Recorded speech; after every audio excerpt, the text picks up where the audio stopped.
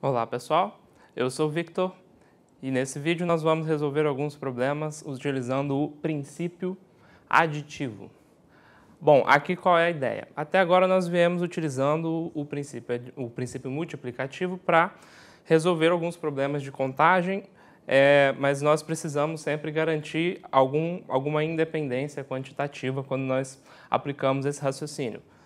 Bom, aqui vai acontecer de nós termos problemas com relação a essa dependência quando nós tentarmos aplicar essa estratégia, né?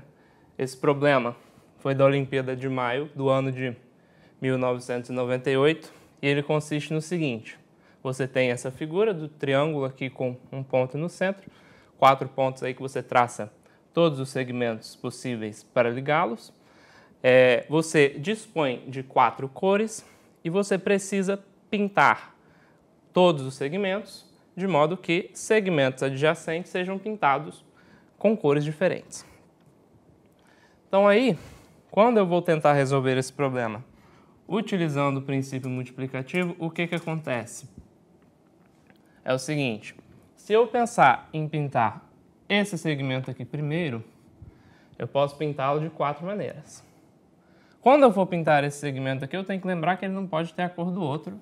Então eu pinto com 3 das cores ainda disponíveis. Agora esse aqui é adjacente aos outros 2. Então só me restam 2 cores possíveis. Digamos que... Bom, agora que eu decidi aqui, né, quais são as cores, eu vou chamá-las de A, B e C. Então o A, ele pode ser pintado de 4 maneiras, o B de 3 maneiras, ou seja, com 3 cores, né? E o C, 2 maneiras, certo? 2 cores. Então, aí qual vai ser o problema aqui? Porque eu não sei se a cor que eu vou utilizar aqui vai ser a 4ª cor, ou seja, a cor D, que eu ainda não utilizei em nenhum dos 3 segmentos, ou se vai ser a cor A. E como é que isso influencia no problema? Bom, você vê o seguinte.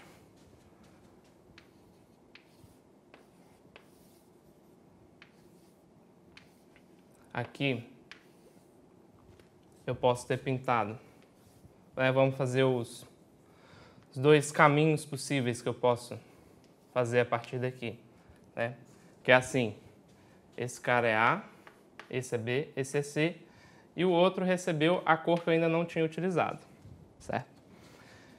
E aqui eu fiz com a cor, né, que não pode ser B nem C, mas que coincidiu com a cor do segmento oposto. Então aí eu vou avaliar o que acontece em cada um desses casos com esses 2 segmentos restantes, né? Bom, esse segmento é adjacente a um segmento de cada cor, exceto da cor C. Então eu estou obrigado a colori-lo com a cor C. E o segmento do outro lado é adjacente às cores A, C e D, então eu sou obrigado a pintá-lo com a cor B. Ou seja, da minha escolha da cor sendo diferente das 3 cores que eu já tinha escolhido aqui embaixo, né? Eu obtive uma situação em que a cor de cada um desses segmentos está determinada porque só tem uma escolha possível. Agora, se eu fosse pintar com essa outra cor aqui, ia ter uma quantidade diferente de maneiras de tomar a minha decisão. Por quê? Aqui, esse segmento do lado só está pintado com as cores, só tem vizinhos pintados com as cores A e B, né? Então, de fato, eu posso escolher aqui C ou D, né? E por outro lado, eu vejo que tem segmentos adjacentes com as cores A e C, só me restam aqui as cores B ou D. Então, na verdade, eu posso escolher o seguinte, ó. Posso escolher C para aquele segmento de lá e B para cá, ou D para aquele segmento de lá e B para cá, ou o D para o segundo segmento e o C para o segmento de lá, né? Então você vê que a possibilidade de você colocar o D com o D não existe, porque esses dois segmentos laterais aqui são vizinhos, né? Então, veja, aqui nesse caso, quer dizer, com a decisão de pintar isso aqui com D, eu fiquei com o triângulo determinado. E com a decisão de pintá-lo com A, eu fiquei com algumas possibilidades diferentes aqui, né? Possibilidades a mais do que no outro caso. Ou seja, se eu fosse fazer diretamente, né, eu não teria como usar o princípio multiplicativo, porque a quantidade de decisões subsequentes dependeu da minha decisão nesse segmento. Então aí, o que eu faço? Eu faço exatamente isso que eu já fiz, né? Ou eu pintei com o D embaixo, ou eu pintei com A. Quando em combinatória aparece esse conectivo ou, eu sei que eu tenho que fazer um caso, né? Ou isso, o outro caso, e eu tenho que somar as respostas possíveis, né? Então, aqui como é que fica? Eu escolhi 4, 3, 2, né? Eu multiplico todos eles. E aqui, como eu escolhi a letra D, isso se faz de uma maneira e todo o resto está determinado. Então, nesse caso, eu tenho 4 vezes 3 vezes 2, ou seja, 24. Agora, no outro caso, eu tomei, de novo, 4 vezes 3 vezes 2 decisões, né? Que era o que eu tinha feito aqui no início. E agora me restaram 1, 2, 3 possibilidades para coloração subsequente. Então aqui eu tenho 72 possibilidades. No final das contas, a resposta é soma um caso com o outro caso. Então você obtém 96. Então aqui um novo problema, né? Um novo exemplo de utilização do princípio aditivo é esse problema da OBM de 2017, que dá a seguinte definição. Ele define o que é um quase-anagrama.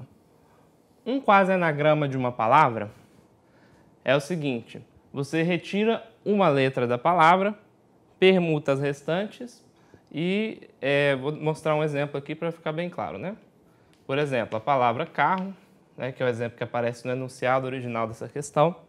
Se você eliminar a letra C e permutar as restantes, você obtém a palavra raro, por exemplo, certo?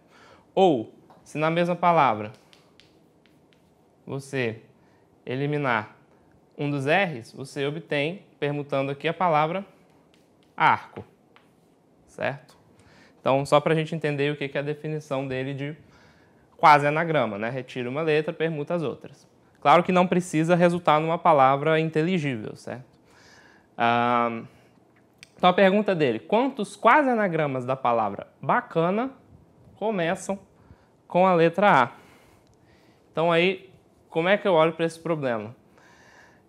Se eu disse que ele começa pela letra A, eu já vou fixar que a letra A está na primeira posição. São 6 letras, eu vou eliminar uma, então tem que me restar 5 letras. Eu tenho que permutar essas 4 letras aqui no final. Então, eu tenho que ver o que acontece agora. E o que acontece agora depende da letra que eu eliminei, né? Por exemplo, se eu peguei aqui a palavra bacana, eliminei um A, o outro A eu coloquei para cá, então o que me sobrou? Me sobrou B, A, C e N para poder fazer o restante da palavra. Então aí, como são 4 objetos diferentes, o total de palavras que eu posso formar é 4 fatorial, que é 24, né? Bom, por que eu separei assim? Porque nesse caso aqui, eu tirei uma letra A e aí só sobrou um A para permutar aqui na frente, né? Tem o A que está fixado, o A que eu retirei e o A que sobrou aqui para permutar. Bom, e se eu não tivesse retirado uma letra A? Isso ia alterar a condição que eu tenho aqui no problema, né? Porque veja só, escrevo aqui a palavra bacana, né? Eu sei que ela começa com uma letra A e eu eliminei alguma. Veja só, como as letras que não são A são todas diferentes, eliminar o B é diferente de eliminar o C, é diferente de eliminar o N, então eu tenho que multiplicar por 3, tá? Para dizer que eu estou escolhendo qual vai ser a letra que eu vou eliminar, se é o B, o C ou o N. Bom, eu peguei uma letra A dessa aqui e coloquei lá, né? Tanto faz qual é a letra A que eu coloquei, porque as 3 letras A são iguais. Então eu não vou colocar 3, escolhe 1 aqui. Eu vou colocar simplesmente a letra A aqui, porque são todas iguais. Bom, enfim, e o que me sobra, né? Sobra aqui a palavra cana, né? E eu tenho que pegar essas 4 letras aqui e permutá-las. Aí você vai se lembrar que isso aqui é uma permutação com repetição, né? Então, a quantidade de maneiras como eu posso fazer isso aqui é 4 fatorial, porque eu tenho 4 objetos, mas eu desconto as permutações dos dois A's, porque eles são iguais. Então, nesse caso, a resposta vai ser o nosso 3 de lá, vezes o 4 fatorial sobre 2, né? Então, aqui, no nosso problema, quando eu somo os dois casos possíveis, né? Porque ou eu eliminei uma letra A ou eu eliminei uma consoante, né? Então, eu vou somar a resposta do primeiro caso, que é 4 fatorial, que é 24, com a resposta daquele caso ali, que é 36. Então, o total de possibilidades é 60. Então, aqui, mais um problema onde nós vamos precisar fazer divisão em casos. Esse é da Olimpíada Brasileira de Matemática de 2015. Ele diz assim: sejam A e B conjuntos disjuntos com NA igual a 5, ou seja, número de elementos de A igual a 5 e número de elementos de B igual a 7. Quantos subconjuntos C da união de A e B, ou seja, quantos são os subconjuntos, né, que você tira da união de A com B, são não vazios, né? E são tais que a cardinalidade da interseção de C com A é igual à cardinalidade da interseção de C com B. Cardinalidade é simplesmente a quantidade de elementos. Bom, como é que eu resolvo esse problema? Eu vou imaginar a situação, né? Eu tenho um conjunto de 5 elementos, que é o A, né? Eu vou tomar um subconjunto da união dele com o conjunto B de 7 elementos, que eu posso colocar que é 6, 7, 8, 9, 10, 11, 12. Bom, aí como é que eu vou fazer a contagem? Eu preciso dizer quais são os elementos que eu vou tirar daqui para formar o C e quais eu vou tirar daqui, mas com a condição de que eu tire tantos elementos de um conjunto quanto do outro, né? Então, eu vou dizer que eu vou tirar um certo número K de elementos daqui e eu também vou tirar um certo número K de elementos daqui, no meu exemplo aqui, K igual a 3, né? Mas eu preciso variar o K por todas as quantidades possíveis. Cada possibilidade, cada escolha de valor de K é um caso, né? Então, como esse conjunto aqui é o que tem menos elementos, e o K está limitado por essa quantidade, né? Então eu sei que eu só posso escolher o K indo de 1 até 5. Eu não quero K igual a 0 porque eu estou dizendo que os conjuntos são não vazios, tudo bem? Então aí, como é que fica? No caso em que K é igual a 1, né? Eu fico com o seguinte: eu vou tomar dos 5 elementos um elemento, e como essa decisão é independente da decisão de tomar algum elemento do conjunto B, eu vou simplesmente multiplicar por 7, escolhe 1, certo? Bom, aqui você viu que é assim para K igual a 1, certo? Aí você faz os valores subsequentes de K, né? Se eu fosse tomar 2 elementos, seria 5, escolhe 2, vezes 7, escolhe 2, Se eu fosse tomar 3, 5 escolhe 3 vezes 7 escolhe 3. Se eu fosse tomar 4, 5 escolhe 4 vezes 7 escolhe 4. E se eu fosse tomar 5, seria 5 escolhe 5 vezes 7 escolhe 5. Mais do que 5 não tem jeito de tomar porque o conjunto A só tem 5 elementos. Bom, então é isso. Ou K igual a 1, ou igual a 2, ou igual a 3, ou igual a 4, ou igual a 5. Quando eu tenho um ou, eu faço a soma, certo? E isso é o princípio aditivo. Bom, essa conta aqui dá 5 vezes 7, mais 10 vezes 21, mais